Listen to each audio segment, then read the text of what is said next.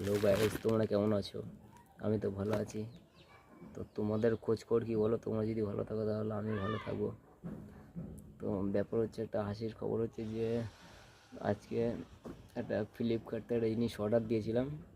তো অর্ডারটা দেখে আমার হাসি লাগছে। হাসিটা তো মানে জিনিসটা তোমাদেরকে দেখাচ্ছি, দেখো জিনিসটা কেমন হয়েছে। ঠিক আছে, দেখো। আর আমি একটু হাসি পেয়েছি, ঠিক আছে, কিছু মনে করো না।